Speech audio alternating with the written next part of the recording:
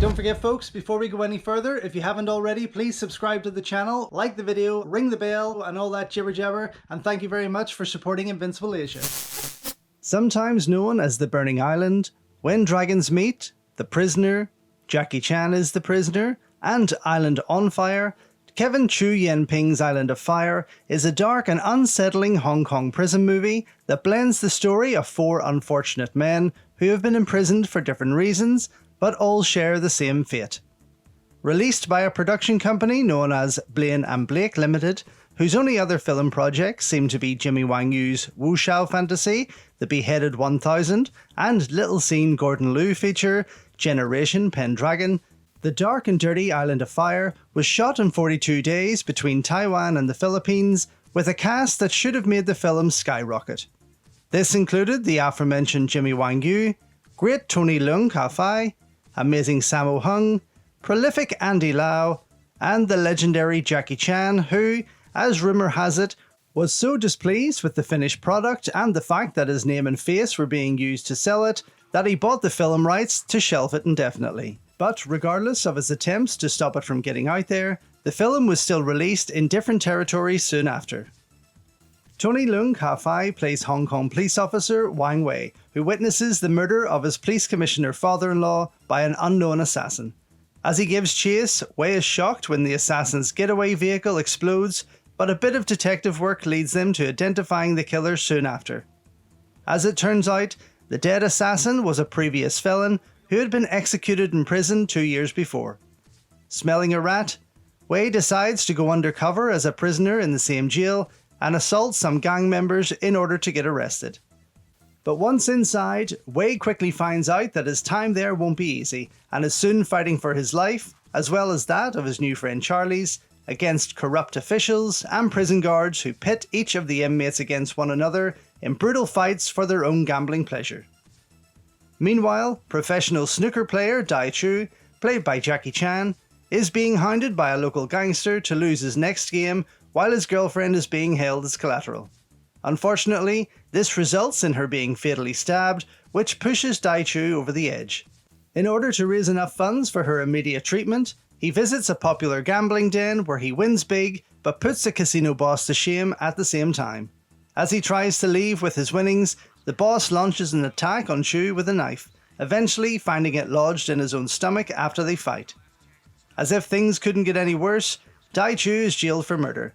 Ironball, the brother of the dead casino boss and feared local gangster who is played by Andy Lau, catches sight of Dai Chu on his arrest and arranges for his murder on the inside using some of his gang members who were previously incarcerated. But after many failed attempts and a forced truce by the prisoner warlord Ku, the vengeful Ironball has himself arrested and jailed so that he can get the job done himself. Sammo Hung stars as the likeable and troublesome Liu Si-chai, a compassionate long-term inmate who flits between them all with his own problems and attempts of escaping in order to see his young son. Although favoured by many of the prison inmates and officers, Liu proves to be his own worst enemy, as his last escape is rewarded with a brutal beating once back inside. As with his aforementioned inmates, as each of them struggle through their horrific journey in prison, the four prisoners ultimately find themselves in front of the firing squad where they are seemingly killed. But after the bullets fly, Wang Wei, Dai Chu, Liu Si-chai, and Ironball find themselves recruited as an expendable team of assassins who have been sent to the Philippines on a suicide mission. In a brutal shootout and double cross that sees each of them finally succumb to their doom, Wei strives to stay alive in knowing that his theory was correct all along, and finally goes after the one who is to blame for the murder of his father-in-law.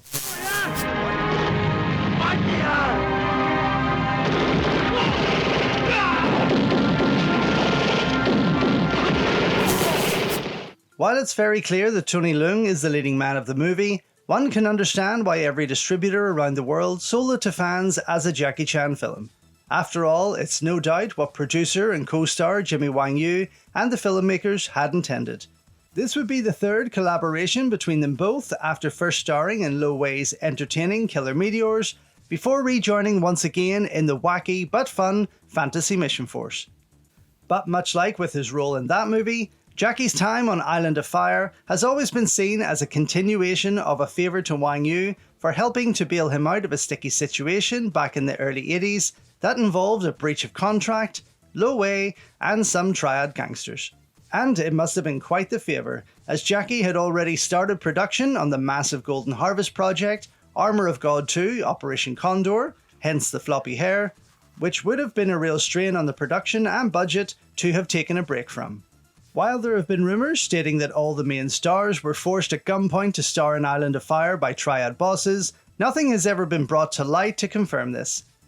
Both Sammo Hung and Andy Lau have shared the screen before with Jimmy Wang Yu, with the latter appearing in the Shanghai 13 and Sammo working with him on titles such as The Man from Hong Kong, A Queen's Ransom, and Millionaire's Express. But for Tony Leung Kao-fai, this would be the first film both he and Wang Yu would star in together, although was clearly a star on the rise since making his debut as the Emperor in 1983's Burning of the Imperial Palace and Reign Behind a Curtain, before going on to impress in films such as People's Hero,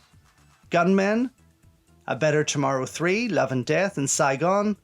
She Shoots Straight, and Ringo Lam's twisted Prison on Fire just a few years before this. It's also worth noting some of the co-stars that appear throughout, such as the brilliant and highly prolific Ko Chung-seung as the prison director, seen alongside Jackie Chan in Miracles, with Andy Lau in Rich and Famous and its sequel Tragic Hero, and in A Queen's Ransom with Jimmy Wang Yu. They are joined by actors such as Tu Chung-ha, Jack Kao, Elsie Ye, Charles Xu, Tu Fu Ping, Teddy Yip, and Jackie Chan stunt team members Rocky Lai and Ken Lo, among others.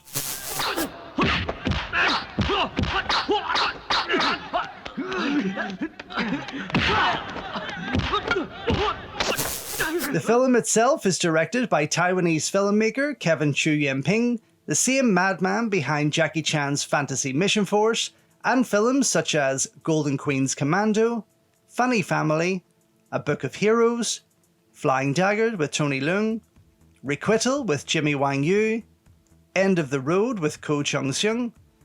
Keen's Swindler with Sammo Hung, Kung Fu Dunk and Treasure Hunter with Jay Chow, and the popular Shaolin Popeye movies, among many, many others. In fact, about 7 years later after this, Chu would direct Island of Fire 2, more commonly known as Jail and Burning Island, starring Takeshi Kaneshiro, Nikki Wu, Anthony Wong, Eun Man Tat, and Jackson Lo. And although Island of Fire has never been hailed as an incredible film, it's definitely proved to be one of his most popular and still has plenty to enjoy aside from its stellar cast. Of course, then there's the fight scenes, one of the main things its audience would be here to see. Although this would be the first film with Jackie and Sammo since their fallout after the epic Dragons Forever, the pair never really share the screen or any action until the final showdown when they are unmasked for their mission. Throughout the whole picture, Jackie is generally the one who delivers most of the physical fight action, from his entertaining throwdown in the gambling den to his death match with Andy Lau in the prison. These are choreographed by the talented Lin Wang Chang, the Kevin Chu film actor and choreographer regular, who also handled the fight action in films such as 8 Strikes of the Wildcat, Fantasy Mission Force, A Book of Heroes, Come Fly the Dragon, and a number of the Kung Fu Kids movies, of which he also directed. There's certainly a few more strewn throughout, although these are mostly shown as brutal brawls and prison scraps, albeit for the aforementioned blistering action-packed finale. Mostly seen around the world in its 96-minute Hong Kong version, few have managed to catch the lengthier Taiwanese release that gives viewers almost 30 minutes extra of drama and backstory to relish in. This version opens with a much bleaker introduction, showing dead birds caught in razor wire as a prisoner is executed, and the hugely catchy ballad from Ku Jian plays. This song, which is called The Last Gunshot, was written by Jan in response to the Tiananmen Square massacre in Beijing of that year. Heard numerously throughout both versions, The Last Gunshot is a fitting song for Island of Fire, which delivers a range of emotions as it plays, even if you don't understand the language, supported by a memorable and haunting panpipe score by Fu Li and Chan Shi-yun. Overall, the extended Taiwanese version definitely proves to be a more compelling watch and should be viewed by all fans of the film. And while it may not be perfect or offer its audience a typical happy ending, Island of Fire has managed to hold its own as a Hong Kong action classic and has been entertaining fans over the world for decades. Now, almost 35 years later, the film finally gets the love it deserves via a number of restored Blu-ray releases in the West and continues to entertain today as much as it did upon its initial release.